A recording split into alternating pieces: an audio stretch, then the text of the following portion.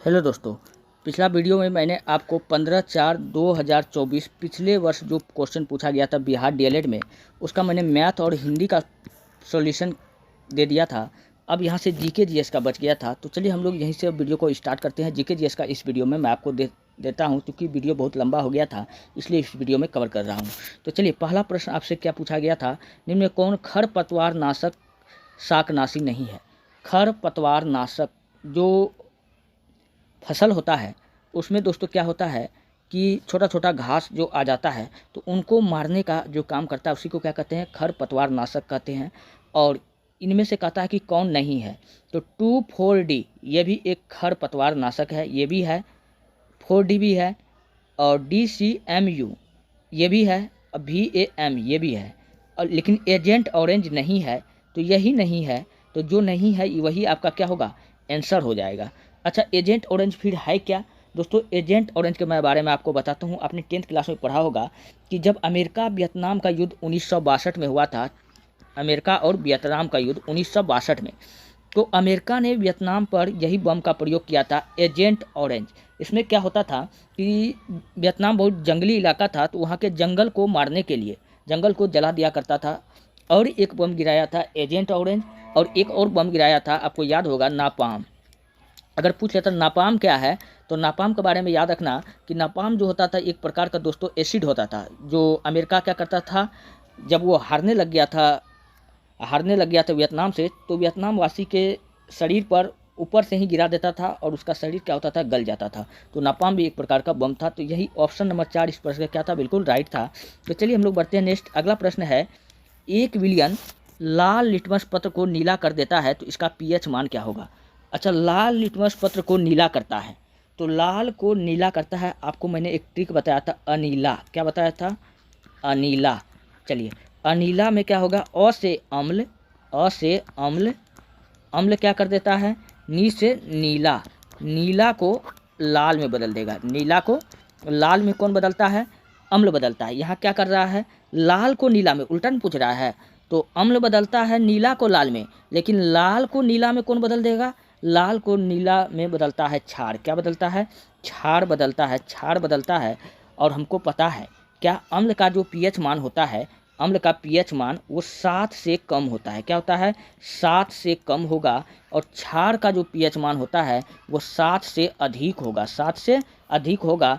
और यहाँ पर आप लोग देख लीजिए, तो एक क्या है, अम्ल है, तो अम्ल नहीं, आंसर में मेरा क्या आया, क्षार आया है। तो क्षार 7 से अधिक होगा, 7 से अधिक मान खोजिए। तो 1 भी नहीं होगा, 4 भी नहीं होगा, 5 भी नहीं होगा, 10 हो जाएगा, क्योंकि 7 से अधिक एकमात्र ऑप्शन हमको दिख रहा है, ऑप्शन नंबर 4। तो इस प्रश्न का ऑप्शन नंबर 4 क्या हो जाएगा, बिल्कुल राइट हो जाएगा। चलिए बढ़ते हैं नेक्स्ट। अगला प्रश्न आपके सामने में है, इनमें से कौन सबसे अधिक सक्रिय धातु है। सक्रियता श्रेणी का बात किया जा रहा है, सक्रिय, इसमें से कौन सा धातु सबसे अधिक सक्रिय है।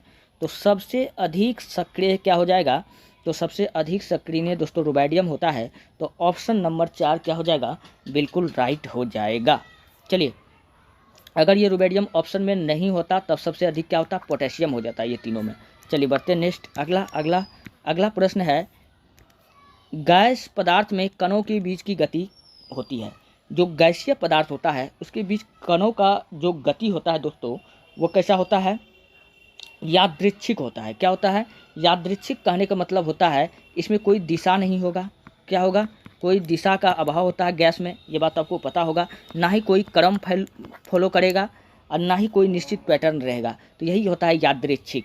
तो ऑप्शन नंबर 1 क्या हो जाएगा, बिल्कुल राइट हो जाएगा। और गैसों के अणुओं के बीच क्वेश्चन पूछा जाएगा, गैसों के अणुओं के बीच अंतराण्विक स्थान कम होता है कि ज़्यादा होता है। तो गैस के अणुओं के बीच दोस्तों अंतराण्विक स्थान ज़्यादा होता है। क्या होता है, अंतराण्विक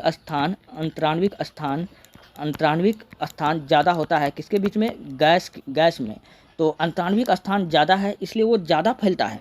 जो ठोस होता है दोस्तों, ठोस में अंतराण्विक स्थान कम होता है। ठोस में क्या हो जाएगा, ठोस में अंतराण्विक स्थान कम होगा, इसलिए ठोस को अगर हम यहाँ रख दिए तो ससर के यहाँ नहीं चला जाएगा। द्रव का अंतराण्विक स्थान गैस से कम होता है, इसलिए द्रव को हम यहाँ रखते हैं, तो ये यहाँ तक आ जाएगा। यहाँ अगर गिरा देंगे तो ये रगड़ के यहाँ तक आ जाएगा। तो इसका क्या हो जाएगा, अंतराण्विक स्थान गैस से कम है, गैस का सबसे अधिक होता है, वो किधर जाएगा इसका कोई भी ठीक नहीं है। तो ऑप्शन नंबर ए क्या हो जाएगा, बिल्कुल राइट हो जाएगा। चलिए बढ़ते हैं नेक्स्ट अगला प्रश्न। निम्नलिखित में से कौन एकल झिल्ली से घिरा हुआ है? तो एकल झिल्ली से कौन घिरा हुआ है? तो एकल झिल्ली से जो घिरा हुआ है उसका मैं नाम लिख रहा हूँ, आप लोग फटाफट नोट कर लीजिए, काफ़ी इंपॉर्टेंट है। तो एकल झिल्ली से कौन कौन घिरा हुआ है, एकल झिल्ली से कौन कौन घिरा हुआ है, यहाँ ऑप्शन दिया हुआ है, यहीं पर मैं आपको बता रहा हूँ। तो सबसे पहले अंतः प्रद्रव जालिका, अंतः प्रद्रव जालिका, ये भी एकल झिल्ली से घिरा हुआ है होता है, ठीक है। फिर उसके बाद में गोल्जी काय, गोल्जी काय भी एकल झिल्ली से घिरा हुआ है। गोल्जी काय, गोल्जी काय का खोज कौन किया था? कैमिनो गोल्जी ने दिल्ली में किया था। और लाइसोसोम भी एकल झिल्ली से घिरा होता है। और लाइसोसोम को हम लोग कोशिका के आत्महत्या की थैली कहते हैं, ठीक है। और उसके बाद में रिक्तिका, ये चारों आपको याद रखना है कि ये चारों जो आपका है एकल झिल्ली युक्त कोशिका से घिरा हुआ होता है। तो यहाँ पर ऑप्शन में आपको इस चारों में क्या दिख रहा है? ये चारों में हमको क्या दिख रहा है? लाइसोसोम दिख रहा है, इसलिए इस प्रश्न का ऑप्शन नंबर ए लाइसोसोम क्या हो जाएगा, बिल्कुल राइट हो जाएगा। अच्छा, लाइसोसोम का जो खोज हुआ था 1974 में डी डुबे ने किया था। कौन किया था? जिसके लिए इसको नोबेल पुरस्कार दिया था, ये बात आपको याद रखना है। चलिए, और न्यूक्लियस को हम लोग क्या कहते हैं? कोशिका का दिमाग कहते हैं। क्या कहते हैं? कोशिका का दिमाग कहेगा किसको कहते हैं? तो न्यूक्लियस को कहते हैं। बाद बाकी क्लोरोप्लास्ट में कौन सा तत्व पाया जाता है? मैग्नीशियम तत्व पाया जाता है। क्लोरोप्लास्ट से क्या निकलती है? क्लोरोफिल निकलती है, जो पत्ती को हरा रखती है, ये बात आपको याद रखना है, ठीक है। क्लोरोफिल में कौन सा तत्व आता है? मैग्नीशियम। नेक्स्ट अगला प्रश्न, राइबोसोम किसके लिए केंद्र स्थल है? राइबोसोम किसके लिए जाना जाता है? जनरली आपसे यही क्वेश्चन पूछ रहा है। तो हम लोग जानते हैं कि राइबोसोम को हम लोग प्रोटीन का फैक्ट्री कहते हैं। क्या कहते हैं? प्रोटीन का फैक्ट्री हम लोग पूछेगा किसको कहते हैं? तो राइबोसोम। तो राइबोसोम किसके लिए जिम्मेवार होगा? प्रोटीन के लिए होगा। तो प्रोटीन ऐसा ऑप्शन कहाँ दिख रहा है? श्वसन के लिए नहीं, श्वसन के लिए माइटोकॉन्ड्रिया, इसलिए माइटोकॉन्ड्रिया को श्वसन स्थल कहते हैं। कोशिका का श्वसन स्थल पूछेगा किसको कहते हैं? तो श्वसन स्थल हम लोग माइटोकॉन्ड्रिया को कहते हैं। और माइटोकॉन्ड्रिया कोशिका का पावर हाउस भी कहते हैं, ठीक है। तो श्वसन के लिए माइटोकॉन्ड्रिया जिम्मेवार है। प्रकाश संश्लेषण के लिए पत्ती, इसलिए पत्ती को प्रकाश संश्लेषी अंग कहते हैं। और प्रोटीन के लिए कौन सा? राइबोसोम। तो इसलिए इस प्रश्न का ऑप्शन नंबर 2 क्या हो जाएगा? बिल्कुल राइट हो जाएगा। नेक्स्ट अगला प्रश्न, इनमें से कौन गैर जैव निम्नकरणीय अवशिष्ट है? गैर जैव निम्नकरणीय अवशिष्ट क्या हो जाएगा? प्लास्टिक होता है। क्या होता है? प्लास्टिक होता है। ऑप्शन कागज है, गलत है। लकड़ी है, गलत है। प्लास्टिक ऑप्शन नंबर 3 में दिख रहा है, तो ऑप्शन नंबर 3 क्या हो जाएगा? बिल्कुल राइट हो जाएगा। हाँ, आप लोग ये बताइए, प्लास्टिक जो होता है किसका बहुलक है? आप लोग ये बताइए कमेंट में, ठीक है। चलिए बढ़ते हैं नेक्स्ट अगला प्रश्न। अगला प्रश्न आपके सामने में है, भोजन का पाचन मानव तंत्र के किस अंग से शुरू हो जाता है? तो भोजन का जो पाचन होता है मनुष्य के मुंह से ही शुरू हो जाता है। कहाँ से शुरू हो जाता है? मुंह से शुरू हो जाता है। तो ऐसा ऑप्शन खोजना है आपको। कहाँ दिख रहा है?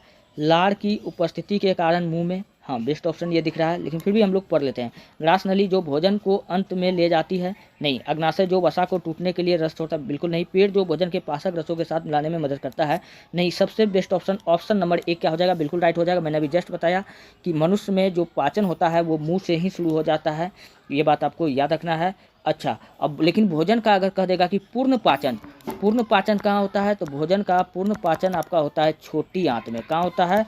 छोटी आंत में होता है। नेक्स्ट अगला, अच्छा, लार से एक प्रश्न बताता हूँ, काफ़ी इंपॉर्टेंट हो जाता है। लार में कहेगा कौन सा एंजाइम पाया जाता है? तो लार में पाया जाता है टाइलिन। क्या पाया जाता है? टाइलिन पाया जाता है। नेक्स्ट, उस समूह का चयन करें जिसमें अधिकतम समान गुण हो। चलिए, हम लोग ऑप्शन से ये बन जाएगा, एकदम आसान होगा ऑप्शन से। समान गुण वाला हमको खोजना है। एक ही प्रजाति के 2 व्यक्ति, दोस्तों अगर एक ही प्रजाति का 2 व्यक्ति होगा तो उसका गुण क्या होगा? बिल्कुल समान होगा। ये बतो बाल बिल्कुल सही दिख रहा है हमको। एक जीनस के 2 व्यक्ति थोड़ा भिन्न हो सकता है, और तो ये भी अच्छा ऑप्शन नहीं है। एक ही क्रम के दो व्यक्ति नहीं, एक परिवार के दो व्यक्ति, इसका भी अलग अलग क्या होगा, जीन होगा, तो ये भी नहीं होगा। तो ऑप्शन नंबर 1 क्या हो जाएगा, बिल्कुल राइट हो जाएगा। नेक्स्ट, निम्नलिखित में कौन चाल का मात्रक नहीं हो सकता है। तो चाल का क्या क्या मात्रक होता है, हम लोग उसके बारे में जानते हैं। चाल का मात्रक मीटर पर सेकेंड भी होता है, और चाल का मात्रक किलोमीटर पर घंटा भी होता है, और चाल का मात्रक सेंटीमीटर पर सेकेंड भी होता है। तो आप देखिए किलोमीटर पर घंटा दिया हुआ है, तो हाँ बिल्कुल ये भी हो सकता है, ठीक है। मीटर पर सेकेंड दिया गया है, तो मीटर पर सेकेंड मैंने यहाँ बतेबे किया है चाल का मात्रक होता है, तो ये भी हो जाएगा। सेंटीमीटर पर सेकेंड ये भी हो जाएगा। सेकेंड प्रति मीटर यहाँ उल्टा दे दिया गया है, तो यही नहीं होगा। तो ऑप्शन नंबर 4 क्या होगा, बिल्कुल राइट हो जाएगा। चलिए बढ़ते हैं नेक्स्ट, अगला प्रश्न। जड़त्व का एसआई मात्रक है। जड़त्व दोस्तों क्या होता है, ओनली भार होता है, जिसको हम लोग द्रव्यमान कहते हैं, ठीक है। द्रव्यमान को हम लोग किसमें मापते हैं, केजी में मापते हैं। तो ऑप्शन नंबर 1 क्या हो जाएगा, बिल्कुल राइट हो जाएगा, ठीक। अच्छा, जड़त्व का नियम कहेगा किसने दिया था, तो जड़त्व का नियम कौन दिया था, तो हम सब जानते हैं कि न्यूटन ने दिया था। कौन दिया था, न्यूटन ने दिया था। इसलिए न्यूटन के फर्स्ट लॉ को, फर्स्ट नियम को हम लोग जड़त्व का नियम कहते हैं। क्या कहते हैं, जड़त्व का नियम कहते हैं, जड़त्व का नियम कहते हैं। न्यूटन का किताब का नाम क्या था, न्यूटन का किताब का नाम था प्रिंसिपिया, और इसी प्रिंसिपिया में इन्होंने न्यूटन ने अपने लॉ को दिया था। ये बात आपको याद रखना है। चलिए, जड़त्व क्या होता है, किसी व्यक्ति में जो अस्थिरतापन होता है वही उसका क्या होता है, जड़त्व होता है। नेक्स्ट, वायुयान के हवा में ऊपर उठने पर कार्य करने वाला उत्प्लावन बल क्या होगा। जब वायुयान हवा में उड़ता है तो उसके पंखा द्वारा लगाए गए बल जो होता है दोस्तों, ये इसको ऊपर उठा देता है। उत्प्लावन बल क्या होता है, बढ़ जाता है। क्या होता है, बढ़ जाता है। तो देखिए कहाँ लिखा हुआ है, बढ़ जाता है। उत्प्लावन बल बढ़ जाता है, बिल्कुल यहाँ सही लिखा हुआ है, ये बिल्कुल सही है। उत्प्लावन बल बढ़ जाता है, उत्प्लावन बल कम हो जाता है, गलत है। उत्प्लावन बल स्थिर रहता है, गलत है। उत्प्लावन बल पहले बढ़ता है फिर घटता नहीं, केवल बढ़ता है। तो ऑप्शन नंबर 1 क्या हो जाएगा, बिल्कुल राइट हो जाएगा। नेक्स्ट, अगला प्रश्न, निम्नलिखित में कौन प्राकृतिक संसाधन नहीं है। प्राकृतिक संसाधन क्या होता है, जिसको मनुष्य ने नहीं बनाया है, जो स्वयं विधाता का दिया हुआ है इस धरती पर, वही प्राकृतिक संसाधन है। तो वन को ना ही कोई बनाता है, तो वन भी एक प्राकृतिक संसाधन है, ये भी प्राकृतिक संसाधन है। नदी भी प्राकृतिक संसाधन है, नगर नहीं है। और भी कुछ खोजते हैं, खनिज, खनिज भी क्या होता है, धरती के अंदर खुद से आता है, कोई इंसान थोड़ी ना रख देता है। पेट्रोल, कोयला, ये सब क्या है, खनिज ना है, ये सब कोई थोड़ी ना रख देता है। तो जो नगर हो जाएगा, नगर ये मनुष्य के द्वारा बसाया जाता है, तो ये क्या हो जाएगा, प्राकृतिक संसाधन यही नहीं है। तो ऑप्शन नंबर 3 क्या हो जाएगा, बिल्कुल राइट हो जाएगा। नेक्स्ट, अगला, पृथ्वी के वायुमंडल में कार्बन गैस की मात्रा कितनी होती है। पृथ्वी के वायुमंडल में जो कार्बन का जो मात्रा होता है 0.003% होता है। कितना होता है, 0.003% होता है। तो यह आपको कहाँ दिख रहा है, ऑप्शन नंबर 1 में ही दिख रहा है, और कहीं दिख रहा है, नहीं दिख रहा है। अच्छा, ऑक्सीजन कहेगा कितना होता है, तो 20%। पृथ्वी पर वायुमंडल में कहेगा ऑक्सीजन कितना है, 20%। सबसे अधिक कहेगा कि कौन सा गैस होता है, तो सर्वाधिक जो होता है नाइट्रोजन होता है, सर्वाधिक नाइट्रोजन होता है, 78% होता है। कितना होता है, 78% होता है। अच्छा, नाइट्रोजन गैस जो होता है, बिजली चमकने पर पूछेगा कौन सा गैस निकलता है, तो नाइट्रोजन गैस निकलता है, ठीक है। पेड़ पौधा में दोस्तों अगर नाइट्रोजन का कमी हो जाएगा तो उसमें प्रोटीन नहीं बनता है, ये भी बात आपको याद रखना है। प्रोटीन कब नहीं बनता है पेड़ पौधा में, जब उसमें नाइट्रोजन की कमी हो जाती है।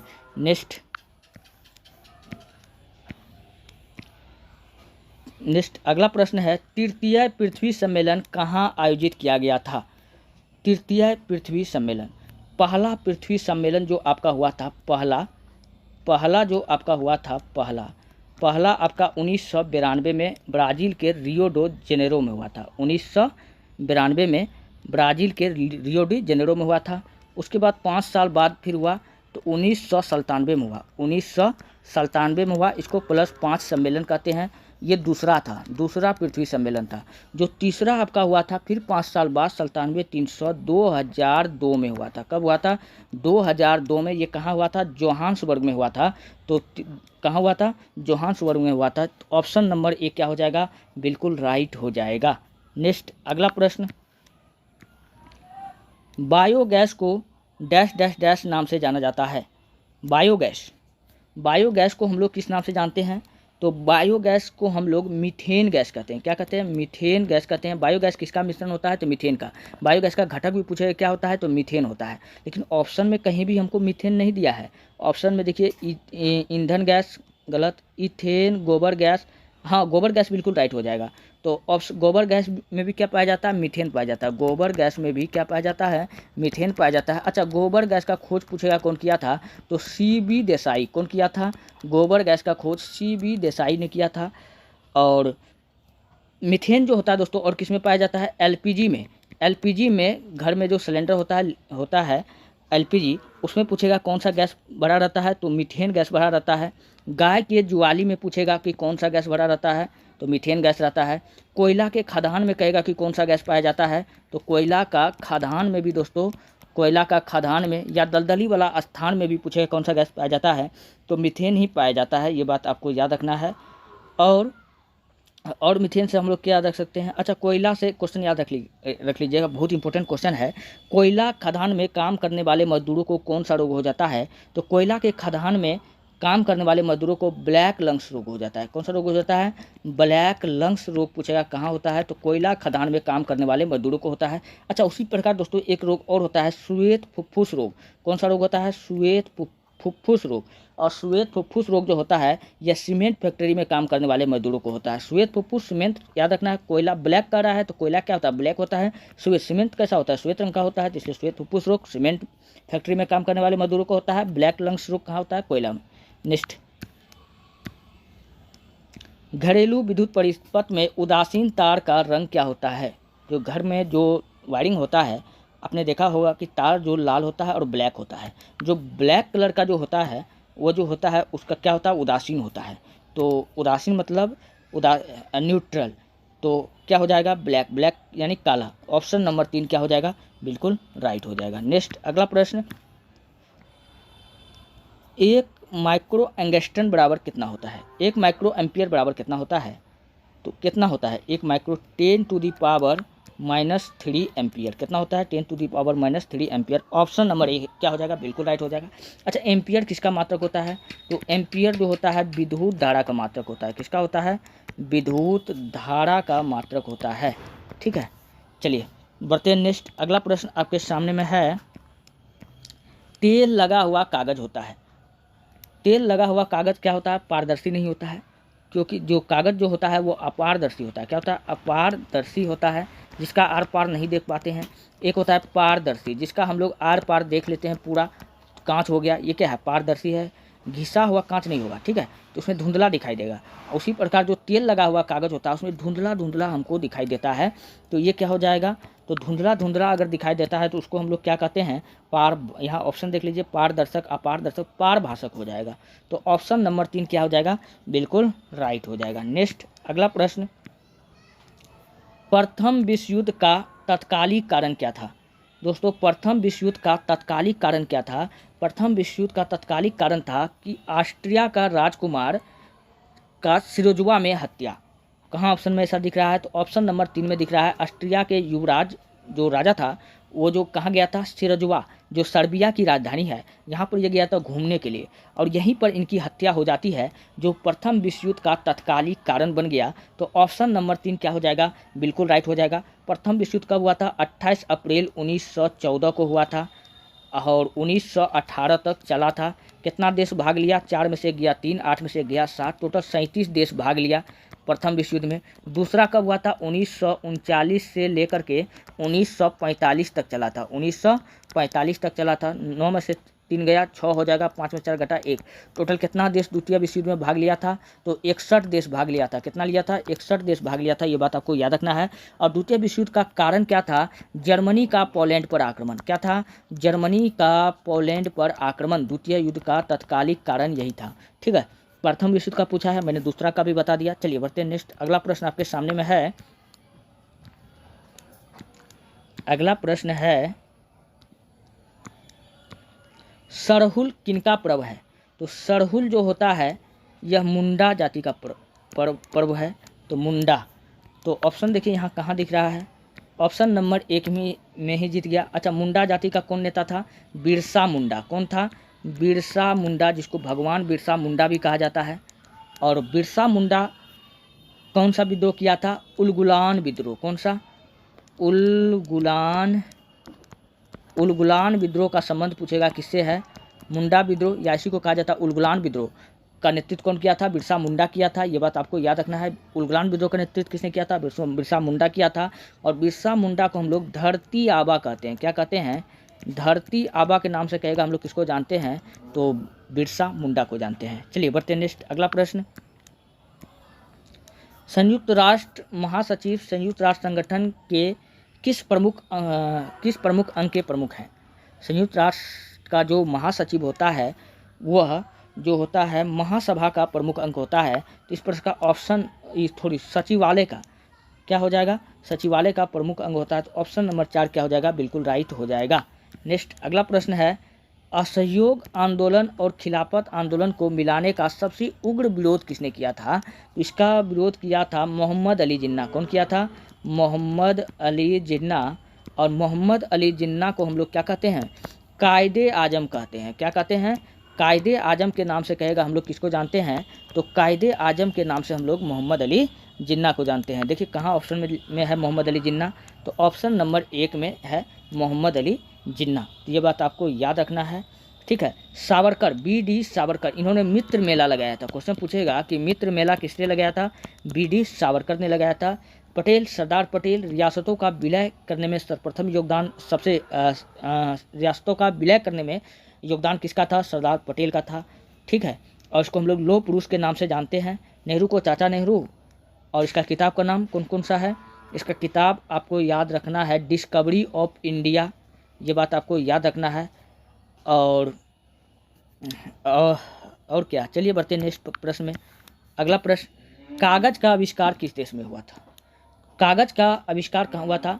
चीन में हुआ था। तो ऑप्शन नंबर 1 क्या हो जाएगा? बिल्कुल राइट हो जाएगा। अब मैं कागज से बताता हूँ, ठीक है। क्वेश्चन पूछेगा कि नेफा नगर किस लिए जाना जाता है?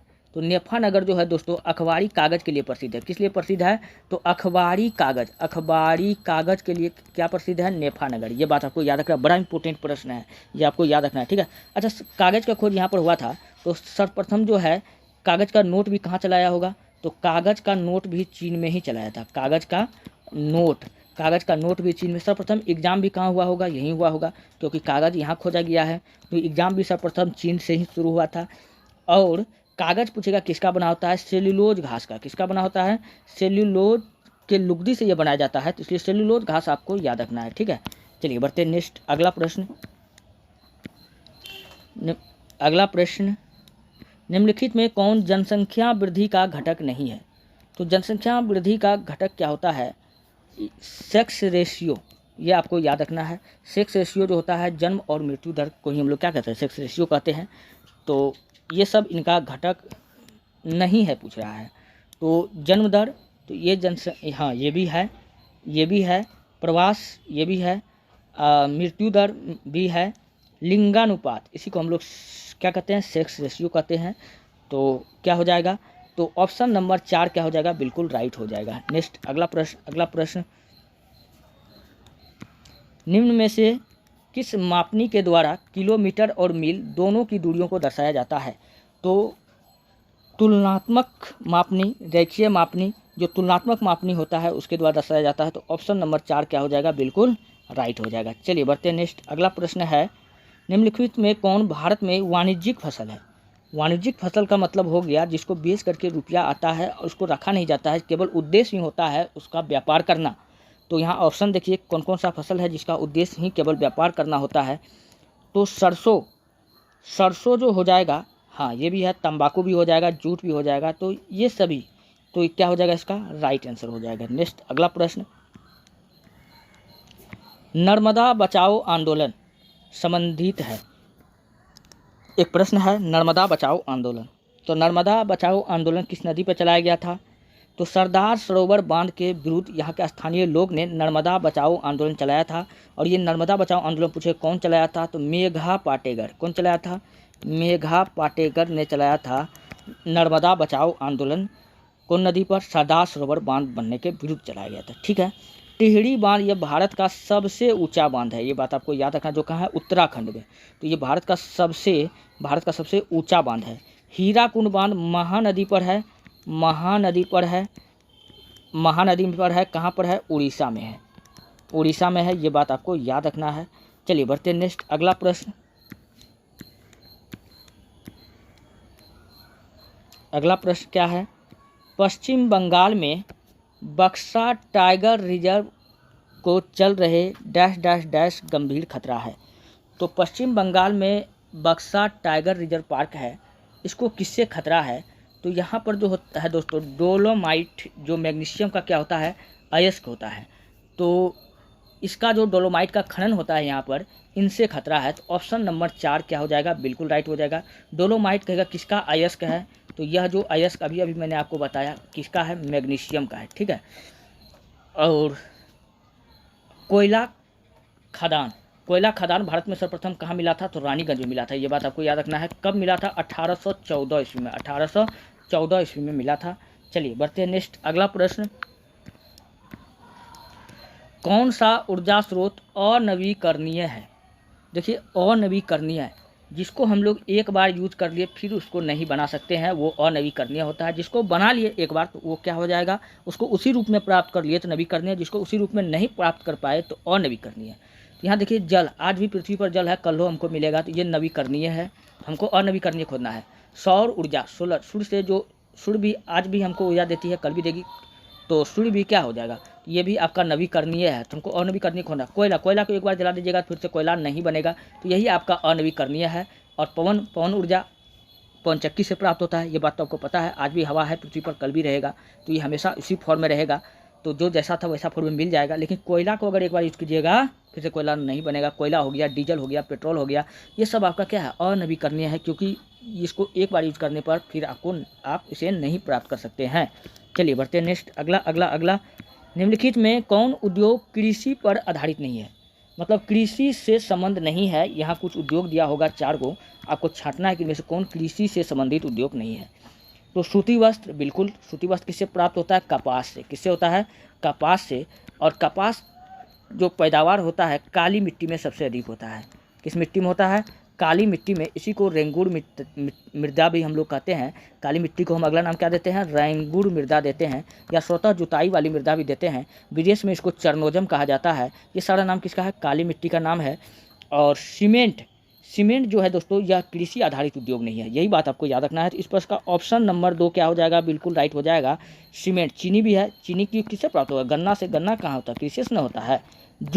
जूट हम लोग किसको कहते हैं, पटसन को कहते हैं, पटुआ जिसको हम लोग आम भाषा में कहते हैं, तो यह भी किससे प्राप्त होता है, कृषि से ही तो प्राप्त होता है। अच्छा, जूट को हम लोग सुनहरा रेशा कहते हैं, इंग्लिश में गोल्डन फाइबर पूछेगा किसको कहते हैं, गोल्डन फाइबर, तो जूट को हम लोग कहते हैं, ठीक है। जूट का पहला फैक्ट्री कहाँ लगाया गया था, रिसरा में। कहाँ लगाया गया था, रिसरा में, ये बात आपको याद रखना है, कलकत्ता के रिसरा में लगाया गया था। और चलिए बढ़ते हैं नेक्स्ट अगला प्रश्न आपके सामने में है, कोयला किस प्रकार का संसाधन है? अभी भी मैंने जस्ट आपको बताया कि कोयला को हम एक बार यूज करते हैं तो कोयला फिर हम प्राप्त नहीं कर पाते हैं, जिसको नहीं प्राप्त कर पाए तो वो अनवीकरणीय कहलाता है। तो ऑप्शन नंबर 2 क्या हो जाएगा, बिल्कुल राइट हो जाएगा। चलिए नेक्स्ट अगला प्रश्न, भारत के एकल संक्रमणीय मत पद्धति से चुनाव किसका होता है? तो ये भारत का राष्ट्रपति का होता है। किसका होता है, भारत का राष्ट्रपति का होता है। तो कहाँ ऑप्शन में दिख रहा है, तो ऑप्शन नंबर 1 में भारत का राष्ट्रपति क्या होगा, बिल्कुल राइट हो जाएगा। और राष्ट्रपति का जो चुनाव होता है दोस्तों किसके द्वारा होता है, तो आपको याद रखना कि निर्वाचक मंडल के द्वारा होता है। किसके द्वारा होता है, निर्वाचक मंडल के द्वारा होता है। राष्ट्रपति भारत का प्रथम नागरिक होता है। राष्ट्रपति का उल्लेख आर्टिकल 51 में है। किसमें है, आर्टिकल 52 में है, सॉरी आर्टिकल 52 में है। और आर्टिकल 53 में क्या है, राष्ट्रपति अपनी शक्ति का प्रयोग अपने अधीनस्थ अधिकारियों द्वारा करेगा, अर्थात प्रधानमंत्री की सहायता से करेगा। चलिए बढ़ते हैं नेक्स्ट अगला प्रश्न, भारतीय संविधान में शिक्षा का मौलिक अधिकार किस अनुच्छेद में है? 21 का ए में है।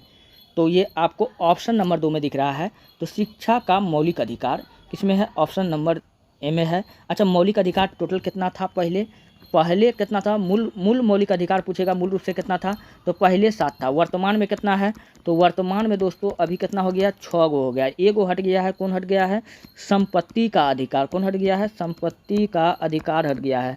और इस संपत्ति का अधिकार को मौलिक अधिकार से हटा करके किस में रख दिया गया है, तो विधि का अधिकार यानी कानूनी अधिकार अभी इसको घोषित कर दिया गया है।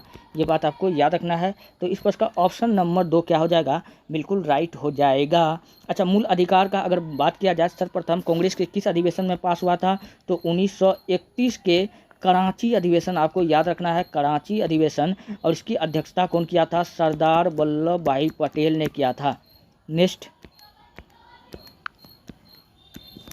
लोकसभा में बहुमत दल का नेता कौन होता है। दोस्तों लोकसभा में बहुमत दल का नेता कौन होता है, प्रधानमंत्री होता है। प्रधानमंत्री जो होता है मंत्री परिषद का मालिक होता है, प्रधान होता है। मंत्री परिषद का क्या होगा, प्रधान होता है, मालिक होता है। तो प्रधानमंत्री क्या होगा, इसका राइट आंसर होगा। ऑप्शन खोजिए, कहाँ दिख रहा है, ऑप्शन में राष्ट्रपति, प्रधानमंत्री, लोकसभा अध्यक्ष नहीं, यहाँ ऑप्शन नंबर 2 में दिख रहा है प्रधानमंत्री। इस पर इसका ऑप्शन नंबर 2 क्या हो जाएगा, बिल्कुल राइट हो जाएगा। चलिए बढ़ते हैं नेक्स्ट, अगला प्रश्न। इनमें से कौन सा मौलिक अधिकारों के उपयोग का उदाहरण नहीं है। तो मौलिक अधिकार किसको किसको दिया जाता है और कौन उदाहरण नहीं है, ये आपको छांटना है। बिहार के मजदूरों को पंजाब में खेतों का काम करने जाना, तो यह भी एक मौलिक अधिकार के अंतर्गत आता है। कोई भी आदमी कहीं जा सकता है, अपना कामकाज कर सकता है, ठीक है, वहाँ घूम सकता है, फिर सकता है, रह सकता है। तो ये मौलिक अधिकार का प्रावधान है। तो ये क्या है, बिल्कुल यहाँ कारण नहीं है, तो ये है, ठीक है। देखिए नहीं कौन नहीं है, ईसाई मशीनों द्वारा मशीनरी स्कूलों की श्रृंखला चलना, बिल्कुल ये भी है। सरकारी नौकरी में औरत और मर्द दोनों को समान वेतन मिलना, ये भी है। बच्चों द्वारा माँ बाप की संपत्ति विरासत में पाना, ये आपका मौलिक अधिकार के अंतर्गत नहीं आता है। तो ऑप्शन नंबर 4 यही गलत है। हमको पता है कि नहीं पूछ रहा है, तो जो गलत है वही आंसर हो जाएगा आपका। ऑप्शन नंबर 4 क्या होगा, बिल्कुल राइट हो जाएगा। चलिए बढ़ते हैं नेक्स्ट, अगला प्रश्न। कौन सा कार्य राजनीतिक दल का नहीं है। जो राजनीतिक दल, समझिए आप राजनीतिक दल क्या होता है, जो लोग राजनीतिक दल जो होता है, जब बहुत सारे उद्देश्य के लिए बहुत सारे लोग मिल करके कोई पार्टी बनाता है, उसके थ्रू चुनाव जीत करके जनता के हित में काम करता है, वही राजनीतिक दल होता है। इसका जो मान्यता, इसको मान्यता कौन देता है, भारत का निर्वाचन आयोग भाग लेता है, और ये लोगों के हित में काम करता है। निर्वाचन में भाग लेना, हाँ चुनाव में ये राजनीतिक दल भाग लेता है, तो ये भी काम होता है, ठीक है। तो हमको क्या पूछा, कौन नहीं है, जनमत का निर्माण करना, सरकार की आलोचना करना, सामाजिक आर्थिक आंदोलनों को भड़काना, ये राजनीतिक दलों का कार्य नहीं होता है, जबकि ये सब काम राजनीतिक दलों का होता है। जो नहीं होता है वही आपका आंसर हो जाएगा, क्यों नहीं ये पूछ रहा है। तो ऑप्शन नंबर 4 क्या होगा, बिल्कुल राइट हो जाएगा। और राजनीतिक दल को हम लोग क्या कहते हैं, लोकतंत्र का प्राण कहते हैं। क्या कहते हैं, लोकतंत्र का प्राण पूछेगा हम लोग किसको कहते हैं, तो लोकतंत्र का प्राण भी हम लोग राजनीतिक दल को कहते हैं। चलिए बढ़ते हैं नेक्स्ट, अगला प्रश्न। सामाजिक समस्या का अर्थ है। सामाजिक समस्या का क्या अर्थ होता है, मामलों की स्थिति, समस्या के प्रति नैतिक दृष्टिकोण, व्यक्तिगत समस्या, पारिवारिक समस्या। तो सामाजिक समस्या का अर्थ क्या होता है, सामाजिक समस्या का अर्थ होता है मामलों की स्थिति। ऑप्शन नंबर 1 क्या हो जाएगा, बिल्कुल राइट हो जाएगा। चलिए बढ़ते हैं नेक्स्ट, अगला प्रश्न है कठिनाई है जो अपने भीतर प्रगति का अवसर लाती है। तो इसमें ऑप्शन के हिसाब से आपको चूज करना है, क्या एक कठिनाई है जो अपने भीतर प्रगति का अवसर लाती है। तो कौन सा ऐसा कठिनाई है, समस्या है, चुनौती है, विवाद है, मुद्दा है। तो जो आपका चुनौती हो जाएगा, चुनौती इसका राइट आंसर हो जाएगा। वहाँ खाली स्थान पर क्या भराएगा, चुनौती भराएगा। चलिए बढ़ते हैं नेक्स्ट, अगला प्रश्न है जिस प्रकार भोजन का संबंध भूख से है, उसी प्रकार पानी का संबंध किससे है। दोस्तों जिस प्रकार भोजन का संबंध भूख से है, उसी प्रकार पानी का संबंध किससे है, प्यास से है। तो ऑप्शन नंबर 1 क्या हो जाएगा, बिल्कुल राइट हो जाएगा। दोस्तों ये रहा प्रश्न जो आपका पूछा गया था। अगर आपको वीडियो अच्छा लगता है, हेल्पफुल लगता है, तब आप हमारे चैनल को सब्सक्राइब कीजिए और वीडियो को लाइक कीजिए, जितना हो सके अपने दोस्तों में शेयर कर दीजिए। मिलते हैं नेक्स्ट वीडियो में, धन्यवाद। हेलो दोस्तों, आप लोगों का स्वागत है इतिहास की दुनिया 99 में। दोस्तों पिछले वर्ष जो आपका एग्ज़ाम 15 अप्रैल 2024 को जो हुआ था, उसमें जो भी प्रश्न पूछा गया था, उसमें मैथ, जीके, जीएस और हिंदी के जो भी प्रश्न थे, सारा का सॉल्यूशन आपको इस वीडियो में मिलने वाला है। तो वीडियो को अंत तक जरूर देखिएगा। देखिए पहला प्रश्न आपसे पूछा गया था कि नमस्ते शब्द का संधि विच्छेद है। तो नमस्ते शब्द का संधि विच्छेद, नमस्ते का संधि विच्छेद क्या होगा, नमः जोड़ ते हो जाएगा, नमः जोड़ ते। ऑप्शन नंबर 4 क्या हो जाएगा, बिल्कुल राइट हो जाएगा। अगर पूछ लेता कि नमस्ते में कौन सा संधि है, तो नमस्ते में दोस्तों विसर्ग संधि है। कौन सा संधि है, विसर्ग संधि है नमस्ते में, ये बात आपको याद रखना है। नमस्ते में जिसमें विसर्ग दिख जाए, कुछ भी नहीं सोचना है, उसमें कौन सा संधि हो जाएगा, विसर्ग संधि हो जाएगा, सीधा बात आपको याद रखना है। चलिए अगला प्रश्न फिर पूछा गया था, समास का सही अर्थ होता है। समास का क्या अर्थ होता है दोस्तों, समास का अर्थ होता है संक्षेप या छोटा। क्या होता है, संक्षेप या छोटा। तो ऑप्शन में हमारा क्या दिख रहा है, संक्षेप दिख रहा है। तो संक्षेप भी होता है, छोटा भी होता है। ऑप्शन में संक्षेप दिख रहा है, तो ऑप्शन नंबर 2 को लगा दीजिए, बिल्कुल राइट आंसर हो जाएगा। चलिए बढ़ते हैं नेक्स्ट प्रश्न। अगला प्रश्न है, जिस समास का पहला पद संख्यावाचक होता है वह समास क्या कहलाता है। दोस्तों जिस समास का पहला पद संख्यावाचक होता है, हम लोग जानते हैं कि द्विगु समास में जो होता है उसका द्विगु समास जो होता है वो संख्यावाचक होता है। तो इसलिए ऑप्शन नंबर 2 क्या हो जाएगा, बिल्कुल राइट हो जाएगा। जैसे में अगर बात कर लिया जाए तो सप्ताह क्या हो जाएगा, सप्ताह। देखिए सप्ताह में देखिए 7 आ गया था, तो 7 क्या है, संख्या है, तो यह भी आपका क्या हो जाएगा, द्विगु समास हो जाएगा। पंचवटी, पंचवटी में देखिए 5 आ रहा है, तो 5 आ रहा है, तो 5 भी क्या है, एक संख्या है, तो ये भी आपका द्विगु समास हो जाएगा। नवरात्र, नवरात्र देखिए नवरात्र, नवरात्र शब्द कौन सा, नवरात्र, नवरात्र भी क्या है, संख्या वाचक है क्योंकि इसमें 9 आ रहा है। शताब्दी, शताब्दी भी क्या है, संख्यावाचक है क्योंकि इसमें 100 आ रहा है। तो जिसमें संख्या आ जाएगा हम लोग क्या कहेंगे, वो समास कौन सा होगा, द्विगु समास हो जाएगा। चौराहा हो जाएगा, सप्तऋषि हो जाएगा, त्रिभुवन हो जाएगा। तो ये सब कौन सा समास हो जाएगा, आपका द्विगु समास हो जाएगा। चलिए बढ़ते हैं नेक्स्ट अगला प्रश्न देखिए, इस टाइप का प्रश्न जब इतना बड़ा जब आ जाए तो आपको कुछ नहीं करना है, आपको टाइम को बचाना है। तो हमको सबसे पहले क्वेश्चन को पढ़ना है। तो क्वेश्चन देखिए सबसे पहले आपको कहीं न कहीं लिखा हुआ होगा। तो क्वेश्चन देखिए क्या कहता है कि पहले विवेक मर जाता है, भगवान का पर्यायवाची होगा। तो भगवान का पर्यायवाची क्या होगा, तो भगवान का पर्यायवाची प्रभु भी होता है, ईश्वर भी होता है, परमात्मा भी होता है। इसमें खोज लीजिएगा, आपको मिल जाएगा। तो प्रभु, ईश्वर, परमात्मा, तो उपयुक्त सभी दिया गया है, तो उपयुक्त सभी क्या हो जाएगा, बिल्कुल राइट आंसर हो जाएगा। चलिए बढ़ते हैं नेक्स्ट अगला प्रश्न आपके सामने में है, रचना के दृष्टि से वाक्य के कितने भेद होते हैं।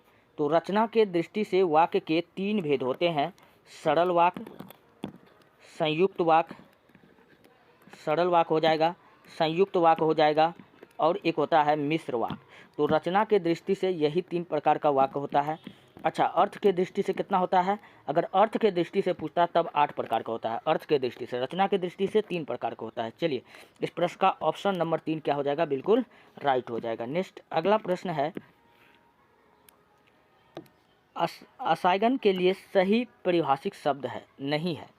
असाइगन का क्या अर्थ होता है, तो असाइगन का दोस्तों जो अर्थ होता है, इसका अर्थ होता है बांटना। क्या होता है, बांटना, बांटना। अब देखिए बांटना जैसा शब्द आपको कहाँ नहीं दिख रहा है। नियत करना, ये भी बांटना से संबंधित है। सौंपना, जब हम सौंप देते हैं तो क्या करते हैं, बांट दिए किसी को, ये भी हो जाएगा। समनुदेशिक करना, ये भी तीनों एक ही जैसा है। जबकि ग्रहण करना क्या हो जाएगा, ग्रहण करना हम किसी से लेते हैं तब ना ग्रहण करते हैं। तो यहाँ पर बांटना जो शब्द हुआ ये से संबंधित नहीं होगा। तो इस प्रश्न का ऑप्शन नंबर 4 क्या हो जाएगा, बिल्कुल राइट हो जाएगा।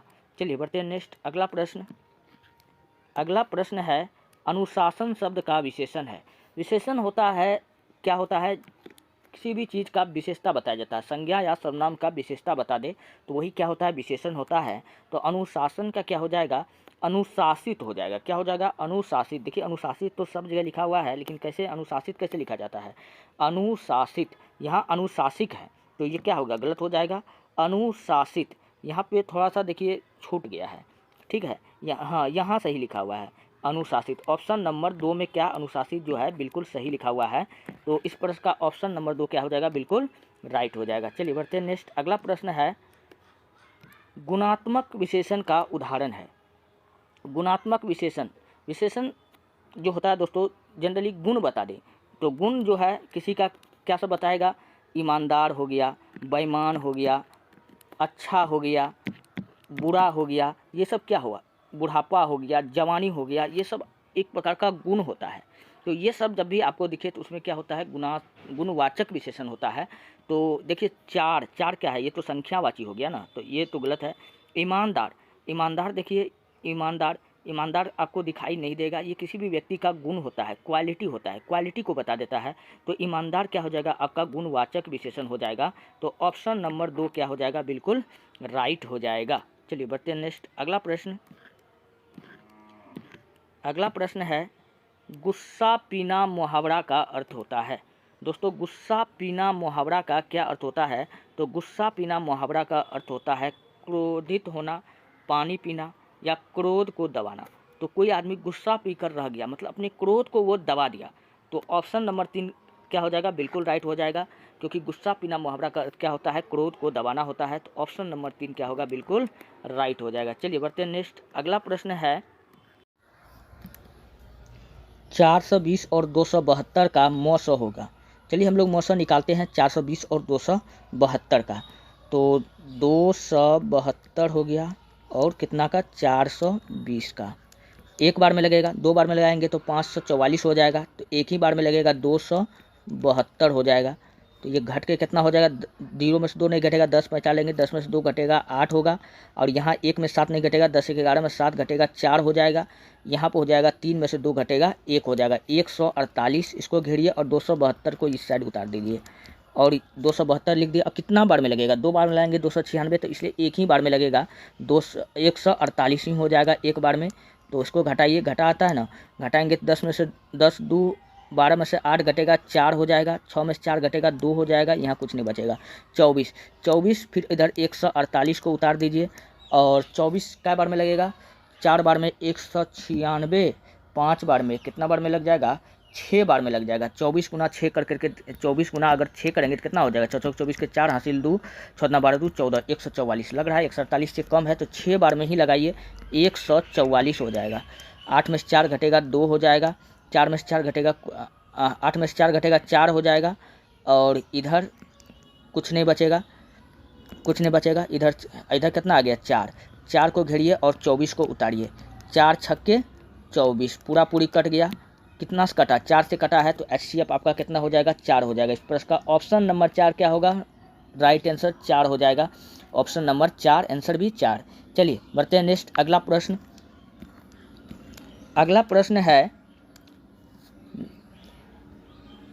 इस समीकरण को आपको सॉल्व करना है और बताइए इसका राइट आंसर क्या होगा। तो ये समीकरण आपको दिया गया है जिसमें x का मान 1 आपको इसी समीकरण में रखना होगा। तो समीकरण आपका है 2x + 3y = 14, इसमें x का मान रखिए, ये हो जाएगा 2, इस x के जगह पर आप 1 बैठाइए। तो 2 गुना कितना हो जाएगा 1, फिर कितना है -3y बराबर कितना हो जाएगा 14 हो जाएगा। तो ये हो जाएगा 2 गुना 1 करेंगे 2 हो जाएगा, होगा ना। तो 2 - 3y बराबर कितना हो जाएगा 14 हो जाएगा। इधर -3y है जो एक जात का है, एक तरफ ले करके चलिए, इधर यहाँ कौन चिन्ह है, प्लस का चिन्ह है, बराबर की बगल आएगा तो माइनस जाएगा 14 और इधर -2 हो जाएगा। प्लस का चिन्ह है, बराबर की बगल आएगा तो माइनस में जाएगा, इतना बात आपको पता होगा। तो -3y बराबर कितना हो गया 12 हो जाएगा, 3 चौके 12 कट गया। तो तो -y बराबर कितना हो गया, इधर हो जाएगा -y बराबर, अच्छा इधर y बराबर हो जाएगा -4, ये माइनस ई बगल आ जाएगा तो y बराबर -4 कहाँ आपको दिख रहा है, y बराबर -4 ऑप्शन नंबर 3 में दिख रहा है। तो ऑप्शन नंबर 3 आपका क्या होगा, राइट आंसर हो जाएगा यहाँ पर। चलिए हम लोग बढ़े नेक्स्ट प्रश्न की ओर। अगला प्रश्न देखिए, यहाँ पर आपसे पूछा गया, जब भी दोस्तों आपको इस टाइप का सवाल दिखे, रूट वाला सवाल दिखे, एक ही संख्या दिखे या प्लस में दिखे या माइनस में दिखे, तो आपको कुछ नहीं करना है, एक साधारण सा ट्रिक मैं आपको बताता हूँ, उसको आप ध्यान में रखना है। देखिए कितना कर रहा है 6 का, और ये जो 6 है इस प्रकार से आते जा रहा है ना, इन्फिनाइट तक दिया गया है। तो हम लोग 6 को बाहर करेंगे और 6 का दोस्तों एक ऐसा टुकड़ा खोजेंगे, तो 6 का 2 तिया 6, 2 और 3 होता ना, 6 का ऐसा टुकड़ा हमको खोजना है जो क्रम से हो, 2 तिया 6, जैसे 12 का था तो 3 और 4 होता ना, अगर यहीं पर 12 12 12 12 रहता तो 12 का 3 और 4 क्रम से ही है ना।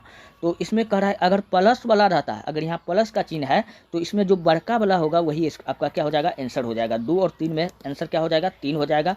अगर इसमें 6 minus minus minus minus minus रहता तब आपका आंसर क्या होता, 2 होता। तो इस प्रकार आपका आंसर कितना हो जाएगा, ऑप्शन नंबर 2 बिल्कुल राइट होगा, 3 आपका राइट आंसर है, लगा दीजिए ऑप्शन नंबर बी को। चलिए बढ़ते हैं नेक्स्ट, अगला प्रश्न है संपूरक कोणों का युग्म है। दोस्तों संपूरक कोण का युग्म कितना होता है? दो संपूरक कोण का युग्म हमेशा होता है 180 डिग्री। कितना होता है? 180 डिग्री। अब यहाँ पर देखिए 110 और 70 को जोड़ेंगे तो कितना हो जाएगा? 180 डिग्री हो जाएगा। 70 20 जोड़ेंगे तो कितना हो जाएगा? 90 हो जाएगा। 120 70 जोड़ेंगे तो कितना हो जाएगा? 190 हो जाएगा। 90 और 80 जोड़ेंगे तो 90 दूना यानी कि 180 डिग्री हमको पुराना है। तो 180 डिग्री तो हमको यहीं पुर रहा है, काहे उतना चेक करना है। तो ऑप्शन नंबर 1 क्या हो जाएगा? बिल्कुल राइट हो जाएगा। आपको याद रखना है कि संपूरक कोण कितना डिग्री का होता है? 180 डिग्री का होता है। और यही अगर पूरक कोण का था, पूरक कोण, तो पूरक कोण दोस्तों कितना होता है? 90 डिग्री का होता है। कितना डिग्री का होता है? 90 डिग्री का होता है। ये बात आपको याद रखना है। चलिए बढ़ते हैं नेक्स्ट। यदि एक समचतुर्भुज के विकर्ण क्रमशः 18 सेंटीमीटर और 24 सेंटीमीटर है तो उसकी भुजा डैश डैश डैश के बराबर है। तो यहाँ समचतुर्भुज का विकर्ण 18 सेंटीमीटर पहला विकर्ण और दूसरा विकर्ण आपको दिया गया है 24 सेंटीमीटर। तो पहला विकर्ण को हम लोग D1 मान लेते हैं। कितना दिया है? 18 दिया है। कितना दिया गया है? 18 दिया गया है। यही नहीं दिया गया है? पहला विकर्ण 18 है। और दूसरा विकर्ण को अगर हम D2 मानते हैं तो कितना दिया गया है? 24 दिया गया है। और अगर उसका भुजा अगर हमको निकालना पड़े तो भुजा को अगर हम ए मानते हैं, अगर इसका भुजा को निकालना पड़े, भुजा को अगर हम ए मानते हैं तो इसका जो सूत्र होता है दोस्तों, सूत्र क्या होता है? इसका सूत्र होता है 1/2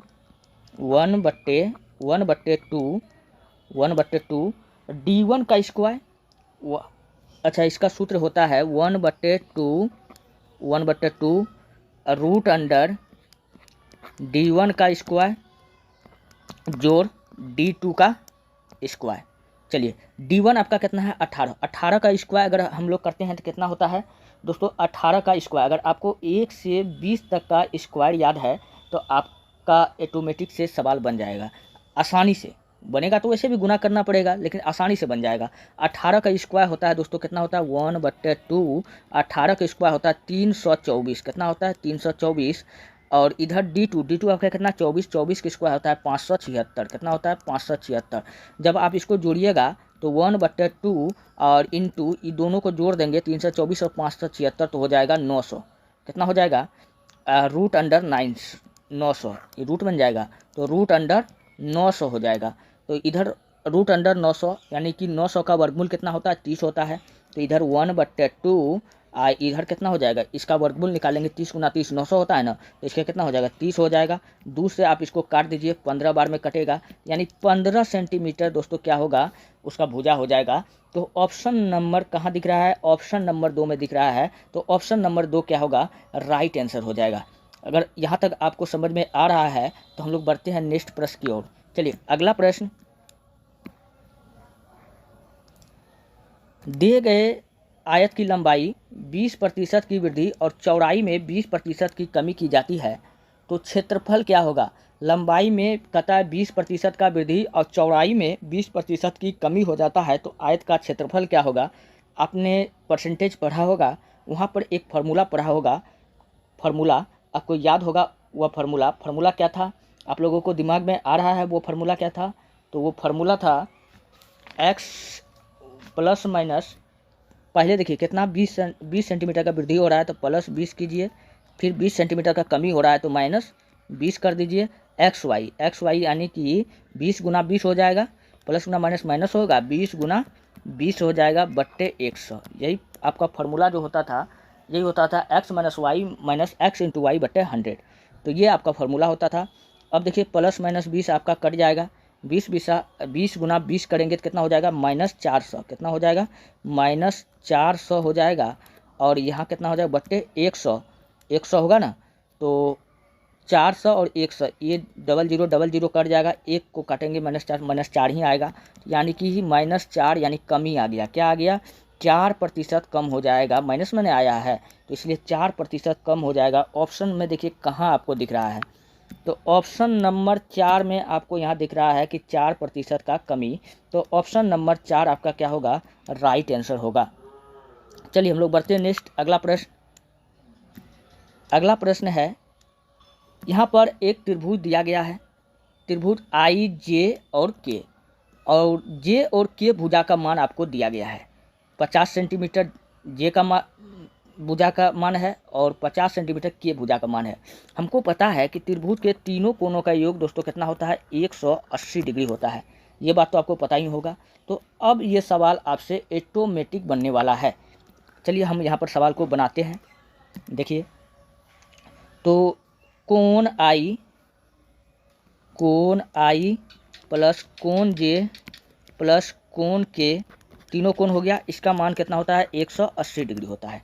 ठीक है, कोण आई को अगर हम x मान लें, क्योंकि इसका वैल्यू तो हमको दिया हुआ नहीं है, कोण आई का वैल्यू नहीं दिया ऊपर में, तो इसको अगर हम x मान लेते हैं, x प्लस कोण जे आपका कितना दिया गया है, 50 डिग्री, और इधर कितना हो जाएगा, के का मान भी कितना दिया है, 85 डिग्री है, बराबर कितना हो जाएगा, 180 डिग्री। तो ये कितना हो जाएगा, 50 50 100, तो ये हो जाएगा x प्लस 100 डिग्री बराबर 180।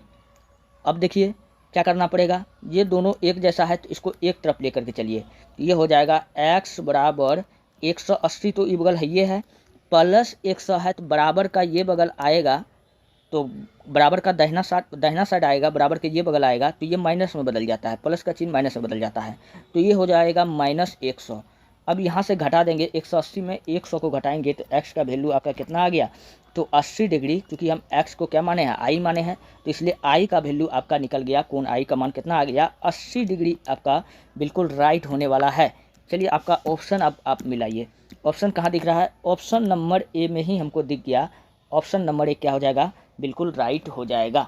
अगर यहाँ तक अगर आपको बात समझ में आ रहा है तो हम लोग बढ़ते हैं नेक्स्ट प्रश्न की ओर। अगला प्रश्न क्या है, माध्यक निकालना है। आपने 9th 10th में खूब पढ़ा होगा, माध्यक माध्यका, बहुलक, ये सब खूब आपने पढ़ा होगा।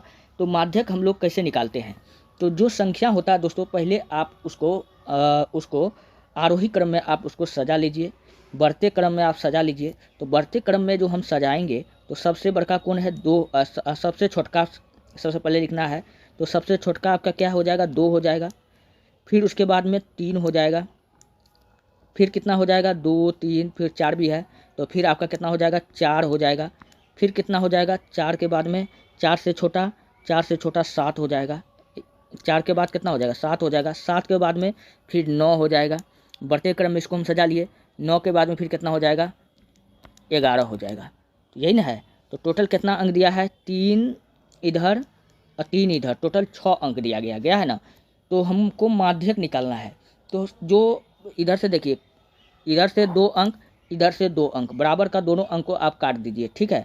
तो बीच वाला जो होता है वही आपका माध्यक होता है, बीच वाला आपका क्या होता है, माध्यक होता है, ठीक है।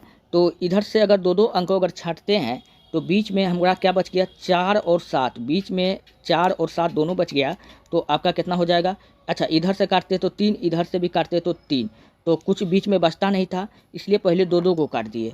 अगर एक अंक अगर कम रहता, इधर से भी 2 काटते, इधर से भी 2 काटते, तब आपका माध्यक 4 हो जाता। अगर 11 नहीं होता तो इधर से भी 2 हो गया, इधर से 2 हो गया, एक ही चीज़ सिर्फ बचाना 4, तब आपका आंसर क्या आ जाता, माध्यक 4 हो जाता। लेकिन यहाँ पर चूँकि 2 इधर काटे 2 इधर काटे, तो बीच में कुछ बच ही नहीं रहा है, बीच में आपका यही दोनों संख्या बच रहा है। तो आप ये दोनों को जोड़ दीजिए, 4 7 जोड़ेंगे तो कितना हो जाएगा, 11 हो जाएगा, और 11 चूँकि कितना संख्या बचा हुआ, 2 संख्या बचा है, तो इसको भागा दे दीजिए, 11/2 भागा देंगे कितना हो जाएगा, 5.5 हो जाएगा।